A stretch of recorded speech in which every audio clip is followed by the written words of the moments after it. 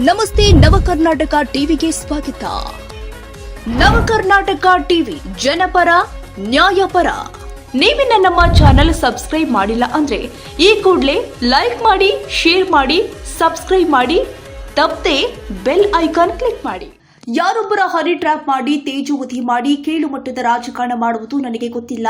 ಚಿಲ್ಲರೆ ರಾಜಕಾರಣ ಮಾಡುವವರಿಗೆ ಹೆದರುವ ಪ್ರಶ್ನೆ ಇಲ್ಲ ಅಂತ ಗುಬ್ಬಿ ಶಾಸಕ ಎಸ್ಆರ್ ಶ್ರೀನಿವಾಸ್ ಪರೋಕ್ಷವಾಗಿ ಜೆಡಿಎಸ್ ಮುಖಂಡ ಬಿಎಸ್ ನಾಗರಾಜ್ ರವರಿಗೆ ತಿರುಗೇಟು ಕೊಟ್ಟಿದ್ದಾರೆ.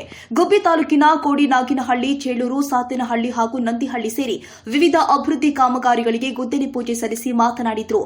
ನಾನು ಕಳೆದ 30 ವರ್ಷಗಳಿಂದ ಸಾರ್ವಜನಿಕ ಜೀವನದಲ್ಲಿ ಜನರ ಸೇವೆ ಮಾಡುತ್ತಾ ರಾಜಕಾರಣ ಮಾಡ್ತಾ ಇದ್ದೇನೆ.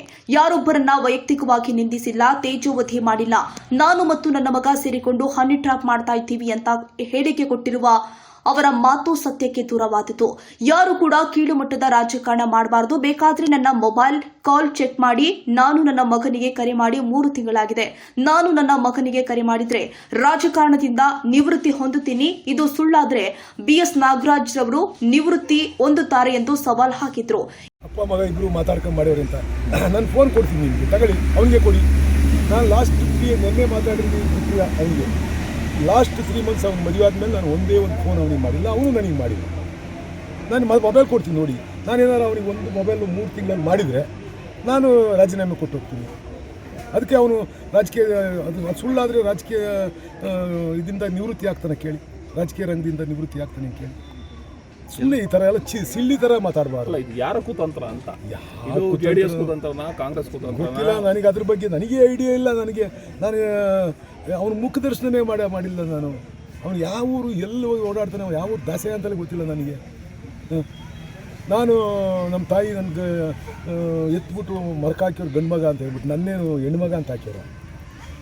ನಿಮ್ಮನ್ನೆಲ್ಲ ನಿಮ್ಮ ತಾಯಿ ಎತ್ತ ಮೇಲೆ ಮರಕೆ ತಾನೇ ಹಾಕೋದು.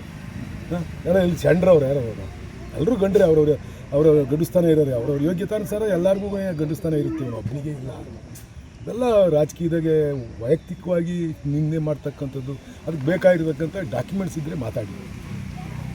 ನಾನು ಯಾವುದೇ ವಿಚಾರಕ್ಕೆ ಯಾವನ ವಿಚಾರಕ್ಕೂ ಹೋಗಲ್ಲ. ನಾನು ನಿಮ್ಮ ಎಲೆಕ್ಷನ್ ಟೈಮಲ್ಲಿ ನೋಡಿದರೆ ನಾನು ಮತದಾರರು ಮನೆ ಬಾಗಿಲಿಗೆ ಹೋಗಿ ಓಟ್ ಕೇಳೋದು ಬಿಟ್ಟರೆ ಎದುರುಗಡೆ ನಿಂತ್ಕೊಂಡಿರೋ ವ್ಯಕ್ತಿ ಬಗ್ಗೆನೇ ಯಾವತ್ತೂ ಮಾತಾಡಿಲ್ಲ.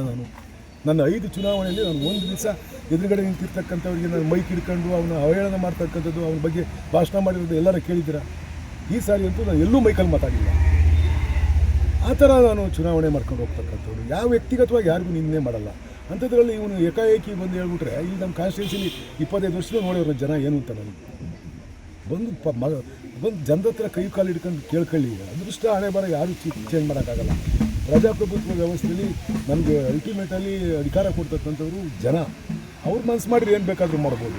ಈ ಥರ ಎಲ್ಲ ಸಿಲ್ಲಿ ಕೆಲಸ ಮಾಡ್ಕೊಂಡು ನನಗೆ ಹನಿ ಟ್ರ್ಯಾಪ್ ಮಾಡಿ ಯಾಕೆ ಭಯ ಬಂದ್ಬಿಡ್ತೀವಿ, ಹನಿ ಟ್ರ್ಯಾಪ್ ಮಾಡ್ತಾರೆ ಅಂತ.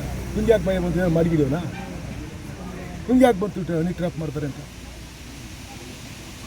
ಅಂತ ಕೀಳು ಮಟ್ಟದ ರಾಜಕಾರಣ ನನ್ನ ಜೀವನದಲ್ಲಿ ಮಾಡಲ್ಲ. ನನಗೆ ಬಾಯಿಲ್ ಅದು ಹೇಳೋಕ್ಕೂ ಅಸಹ್ಯ ಅನಿಸುತ್ತೆ. ಅದು ಹೆಂಗೆ ಹೇಳೋಕ್ಕಂತ ತಿರುಗಿಕೊಂಡು ಗೊತ್ತಿಲ್ಲ. ಮಾನ ಮರ್ಯಾದೆ ನಾಚಿಕೆ ಇರೋದು ಯಾರೂ ಹೇಳಲ್ಲ. ಆ ಥರ ಇಂಥ ಸಣ್ಣ ವಿಚಾರ ಬಂದು ಪಬ್ಲಿಕ್ಕಲ್ಲಿ ಪ್ರೆಸ್ ಮೀಟ್ ಕರೆದು ಯಾವನು ಹೇಳಲ್ಲ. ಅದು ಹೆಂಗೆ ಅಕ್ಕಪಕ್ಕ ಅದು ಅವ್ರು ಹೆಂಗೆ ಕೂತಿದ್ರು ಗೊತ್ತಿಲ್ಲ. ಅವರೆಲ್ಲ ಮಾತಾಡಿ ನೋಡಿದೆ ಅದು ಹೆಂಗೆ ಕೂತ್ಕೊಂಡು ಇದನ್ನು ಪ್ರಸ್ತಾಪ ಮಾಡಿರೋ ಗೊತ್ತಿಲ್ಲ. ಅವರೆಲ್ಲ ನನ್ನ ಜೊತೆಗಿದ್ದರು. ನಾನೇನು ಅನ್ನೋದು ಅವ್ರಿಗೆ ಗೊತ್ತಿದೆ. ಈ ಥರ ನೀಚ ರಾಜಕಾರಣ ನಾನು ಜೀವನದಲ್ಲಿ ಮಾಡಿಲ್ಲ, ಮುಂದೂ ಮಾಡಲ್ಲ. ಪೊಲಿಟಿಕ್ಸಿಂದ ನಿವೃತ್ತಿ ಆದರೂ ಕೂಡ ನಾನು ಇಂಥ ಹಲ್ಕ ಕೆಲಸ ಮಾಡ್ಕೊಂಡು ರಾಜಕೀಯ ಮಾಡಬೇಕು ಅಂತ ಪ್ರಮೇಯನೇ ನನಗೆ ಉದ್ಭವ ಆಗಿಲ್ಲ, ಮಾಡೋದು ಇಲ್ಲ. ಇದೇ ಸಂದರ್ಭದಲ್ಲಿ ಮಾಜಿ ಗ್ರಾಮ ಪಂಚಾಯಿತಿ ಅಧ್ಯಕ್ಷ ಓಂಕಾರ ಪ್ರಸಾದ್, ಮಾಜಿ ಗ್ರಾಮ ಪಂಚಾಯಿತಿ ಸದಸ್ಯರು ಆದ ಜೈಮಾಲ ಸದಾಶಿವಯ್ಯ, ಮಂಜುನಾಥ್, ಲಕ್ಷ್ಮೀಪತಿ ಪ್ರಸಾದ್, ವಕೀಲ ಪಾಂಡುರಂಗಯ್ಯ, ಮುಖಂಡರು ಆದ ಚಿದಾನಂದ, ಚಂದ್ರಕಲಾ, ನಿರಂಜನ, ಕೆಂಚಕುಮಾರ್, ದಿವಾಕರಯ್ಯ, ಗುತ್ತಿಗೆದಾರ ಸಿದ್ದರಾಮಣ್ಣ ಹಾಗೂ ಗ್ರಾಮಸ್ಥರು ಭಾಗವಹಿಸಿದ್ರು. ಮೋಹನ್, ಎಂಎನ್ ಕೋಟೆ, ನವಕರ್ನಾಟಕ ಟಿವಿ.